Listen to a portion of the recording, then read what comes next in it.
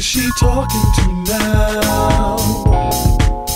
What is she up to next?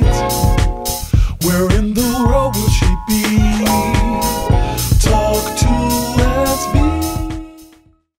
Hello, I'm Sandra Varner, and welcome to Celebrity Profile on Talk2SV. This is the home of engaging and entertaining content from celebrities you admire and whose work we enjoy. Along with this interview, you can find more at the website www.talk2sv.com. Like us on Facebook, follow us on Twitter, check us out on YouTube. I'm Sandra Varner, and thank you for joining us. The Bay Area is never short of exceptional entertainment fare, and one such example is the theatrical production, The MF with the Hat, playing at the dynamic San Francisco Playhouse in Union Square. The MF is a pungent and humorous piece from New York playwright Stephen Adly Guirgis and features Carl Lumbly in the leading role. Lumbly stars alongside Gabriel Marin, Rudy Guerrero, Isabel Ortega, and Margot Hall, guided adeptly by SF Playhouse Artistic Director Bill English. Talk2SV sat down with Lumbly on stage to discuss this sexually charged, volatile drama that ripples with comedy and revelation about two couples, a cousin, their secrets and confessions. I don't know that I've ever been afraid to take a piece because of language, but it just hasn't always. It's lately a number of pieces have come to me like this, and maybe to the degree that I'm less precious with myself, and just in certain ways in my life, you know, as you get older, and as you've had a number of experiences, and you realize, well, that didn't kill me, so maybe I'm more resilient than I think I am. I think maybe that has made certain characters more attractive to me. People who are less and less and less like me. In this play, your character is Ralph D. Mm-hmm. How is he attractive to you? Because in many ways, he has unsavory flavoring. Yes. Ralph D is someone who, one of the things that is attractive to me about him is that he has brought himself to a place of 15 years of sobriety after having had a period of substance abuse, and I think that's highly commendable. I think to take yourself in hand, I don't expect, as has been my experience, no one's perfect. You make mistakes, you make misjudgments, you follow a certain path, and if at a certain point it's pointed out to you that it's the wrong path, I think it takes quite a bit of character to stop, regroup, address the reality and with honesty, and move in a different way. So I respect that about him.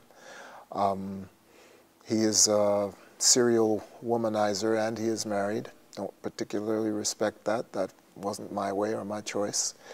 But I can't make judgments about it. Everyone has different experiences. Sometimes you maybe make a choice that you believe is going to be a life choice, and as you move into it, you realize this isn't for me. And whereas Carl, I've had to move to a different place with it, because I used to make a pretty serious judgment about it and what it revealed about, and what it said about someone. You know, I played a lot of sports in my life. I've seen a lot of infidelity. I act in Los Angeles. I've seen a lot of infidelity. And people who have made promises and then make arrangements alongside those promises, and people who operate in open marriages where they say, we are together, but in this particular area we reserve the freedom for ourselves and our partner to experience other people.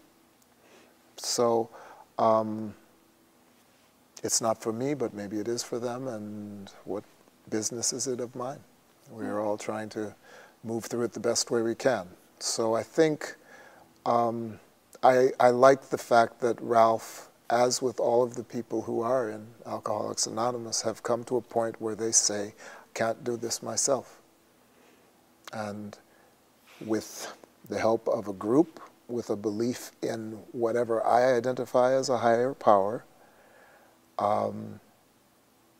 I'll take each day and try to do the best I can.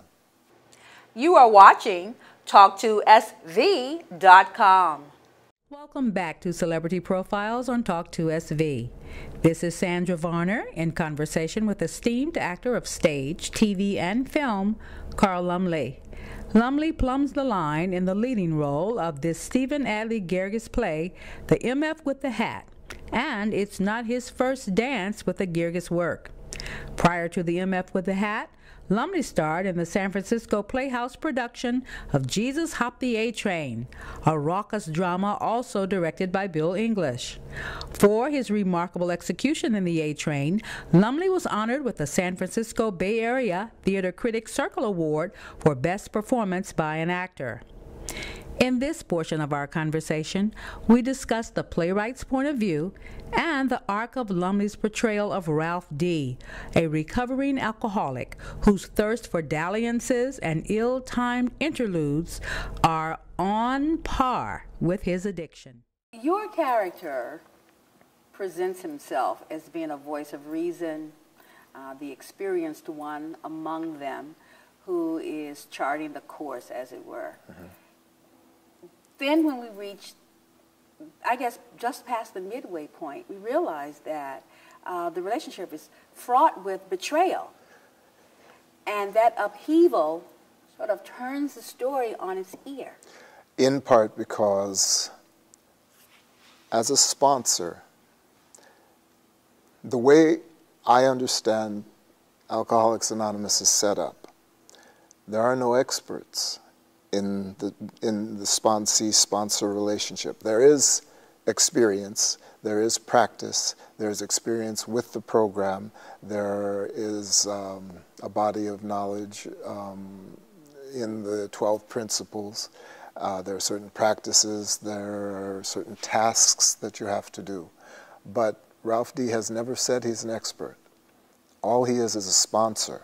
And as a sponsor, what that means is you agree to essentially give yourself and your experience and your understanding of the program to a sponsee, someone who has just entered the program or who is in the program, but your status is exactly the same as theirs because you can be somebody else's sponsee. You have the same exact challenges, and it's day to day. So everything Ralph D. is telling Jackie, he has to be telling himself, and he's not perfect. And that's why one of the major principles of Alcoholics Anonymous is acceptance. You're going to mess up. Today, you may do really well. Tomorrow, you may not do as well. And you have to accept that today and tomorrow, in terms of making a judgment, they're no different. It's just that you accept that today you did well, you were right on the money, and the next day you messed up, you hurt people, you fell off the wagon, you did some cocaine, you lied, you have another day coming after that. So accept that this was a day that you messed up, and tomorrow try and do better. I accept that as being rational and reasonable. I think where I am challenged is with the playwright's perspective and how he weaves spirituality, religion inside of this maze of craziness, or we'll call it dysfunction. So I am at odds with his perspective and my interpretation. Do you at all struggle with the playwright's perspective and your awareness of how people are challenged every day? Not at all. Not at all. How do you reconcile them? I am challenged by that. Well, as an example, there are individuals, let's just say in the Catholic priesthood, who have taken liberties with young individuals. And that's madness. But it is we all know about it. It's accepted. In many instances, it's been known for a long period of time. There are individuals who were victims of this, didn't say anything. There are perpetrators who have been elevated to the heights, who've retired, who've gone on. I mean, it's one of those secrets that everyone was privy to. And it occurs because people are human, because no one has risen to the level, as my wife used to say, if we were perfect, we would lift off the planet. None of us do that. I think that's what the playwright is saying, is that no matter what position we take, no matter how we try to endow ourselves with knowledge or primacy or position or status, all of us are a day at a time. And just because you have not met your potential dysfunction doesn't mean it's out there, not out there. Just because you haven't met the challenge that you can't overcome yet doesn't mean that there aren't challenges that you're going to have a difficult time with. And all of them are on the front line. They're in the battle. Some of us probably, you know, if you've been in a relationship, in a marriage for 26 years, that everyone else looks at from the outside and says, boy, that's it, look at them. And on day 5 of the 27th year, one partner announces to the other, I've had it. I just think that's what he's saying. We have another day. We have another day. We could, you know, the same playwright in Jesus Off the A Train wrote a character that I played, Lucius, who was a serial killer, who did some things, jacked people up, things that even as he recounts it, he doesn't seem to understand just how serious it was.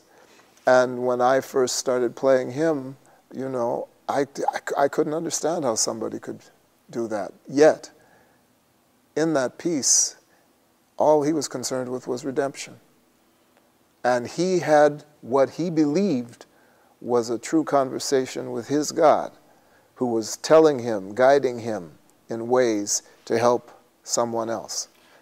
I read Jesus Hop the A Train. Are you the Lucius character? Mm-hmm. And I wrestled with him because I too believe in redemption and forgiveness. But sweet God, the man was horrible. And knew it now. The conversation just gets better. You are watching Celebrity Profiles on Talk2SV with your host, Sandra Varner. Perhaps you know his work in the popular 80s cop drama, Cagney and Lacey, or you were mesmerized by his roles on TV's Alias alongside Jennifer Garner. Of particular note are starring roles in the TV films Nightjohn and The Ditch Digger's Daughters. Last season, Lumbly played a police captain on TNT's hit cop drama Southland with Regina King. The sum total of his portfolio is indeed impressive, as is his current performance in the MF with the Hat at the San Francisco Playhouse. The backdrop of this conversation here on Talk2SV. Well, he just seems to me to be very human. Oh, you call him human? Okay. Very human, very human, and I think very spiritual in a kind of a real spiritual sense, in that he feels the spirits of people around him as they exist. He lives in New York, and he walks streets, and he encounters people. He doesn't encounter people in cellophane or in seals. He encounters people as they are, with all their mess dripping off them and dripping onto other people. I mean, I love the way he packages his characters. I mean, I think he gives them depth, and he reflects within them things that maybe we become prudish about. I find the humor that he inserts very, very insightful, but I guess I've not met anyone as honest as he is in his work. Well, you know, and I don't want to even appear to be sacrilegious about anything, but some of the descriptions of some of the behaviors of Jesus, if you stop and think about it, what was Jesus doing with prostitutes? And how come he could, you know, hang with them? Or what was he, you know, what was he doing with people in the street, homeless, you know, fishermen who, you know, hygiene situations that, you know, but those were his people, much more so than Herods and Pilates and, you know, those who managed principalities and ruled over people. I mean, he had a statement about that, and it wasn't about how he wasn't a status individual. He was a condition of the spirit, a condition of the soul individual, and he believed that, you know, let he who is without sin cast the first stone. So in any circle of people, anybody who thinks that they have arrived at any place of spiritual primacy has to abandon that. You look around a circle, you are just like anybody else in that circle standing next to you or laying on the ground in front of you, begging you for food. You know, and maybe the judgment is not about the individual begging, but you as someone who would not stoop to give a crumb to someone begging. Maybe that's what the judgment is, and maybe that's where the challenge is. Not in having nothing, in having too much and not being able to give, or to give of yourself. So that's to me what I think, you know, I don't think Stephen even goes as far as to make the judgment. I think what he does is he raises all the questions about what he sees, and he puts characters together that get to live those contradictions and get to live those challenges, and then he says to an audience, what do you think? And if you've seen it, and if you've seen some of these behaviors in yourself, what do you think about that? Is it fair to say that he unpacks the human condition in extreme circumstances with a clarity that sort of resonates and borders on those things that we find distasteful and hard to embrace? I wish I had said that. Okay, I'll give it to you. Okay. I do. I wish I had said that, because I think, yes. Yes, yes, yes. You are watching Talk2SV. I am here in conversation with actor Carl Lumbly for Celebrity Profiles on Talk2SV. I must say that I could sit for days without end listening and talking to this extraordinary individual whose talent and capacity exceeds measure. I invite you to savor the final segment of our conversation. What allows you to take the risk with the characters that you've portrayed? So many of them, your performances are always dynamic, but I'm often curious about what allows you to take these characters on, because many of them are multidimensional and they're characters that we don't always encounter in our day-to-day living.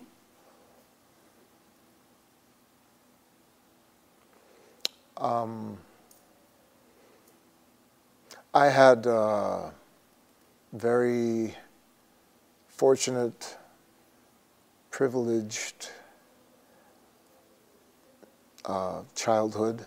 I've had a very blessed life. I've had a reasonable amount of material gain in my life. I've had a certain amount of success. I'm pretty well regarded by a number of people. I have good friends. I have wonderful family. I've been very, very connected. Had an amazing, amazing relationship with a beautiful, beautiful woman who was the mother of my child. I have an unbelievable son. I've been very, very fortunate. And what I think is sometimes that maybe I've been given those things in a way to fortify me so that I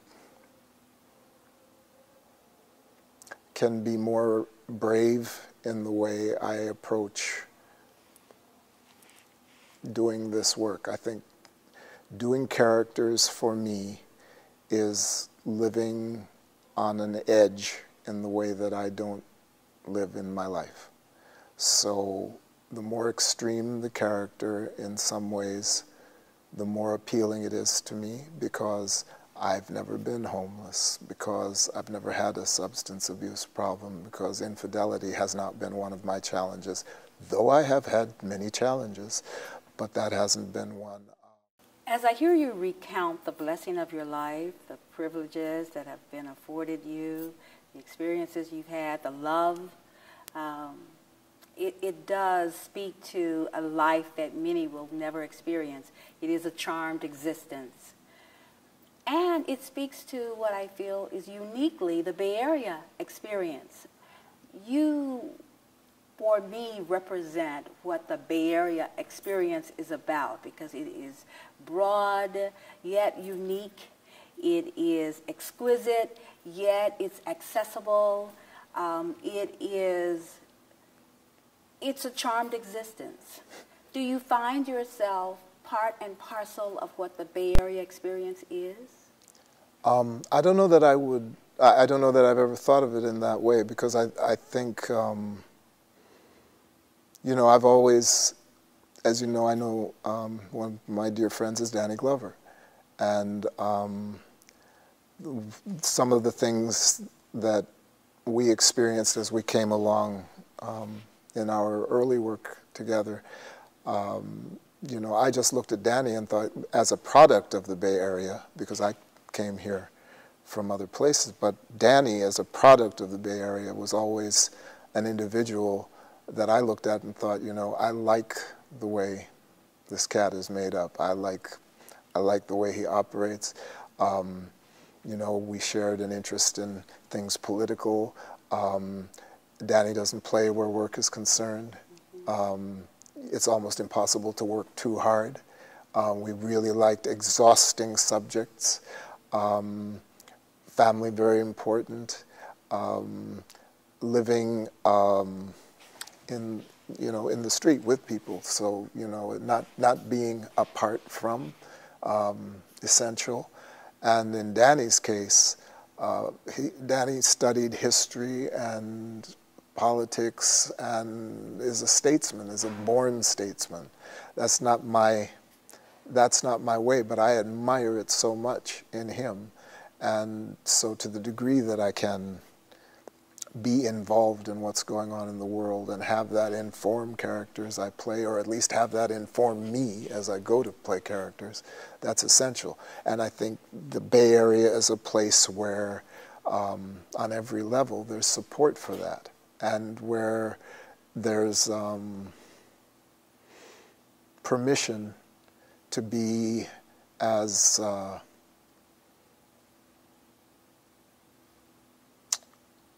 dogged as you want to be about learning more and more about different aspects of people, different cultures, and, you know, different political ideas. You know, it's been reemerging. You know, I think the way I see myself, a lot of things that happen, you know, I don't really know how it happened to me. I think it's funny in some ways. I think life is very, very enjoyable, and it's quite unexpected.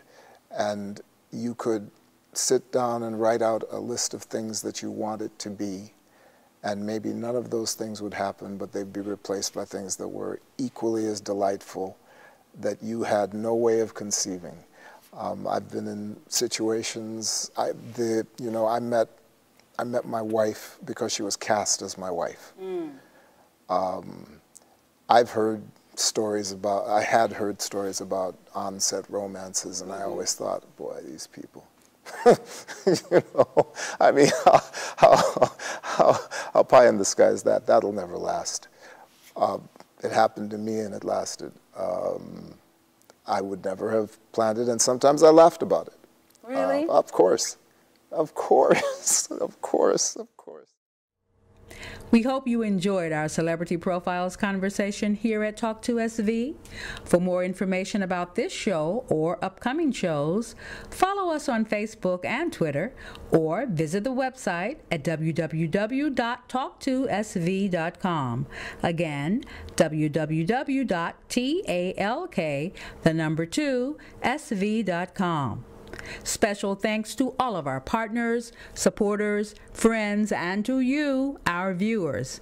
I'm Sandra Varner, and we'll see you next time.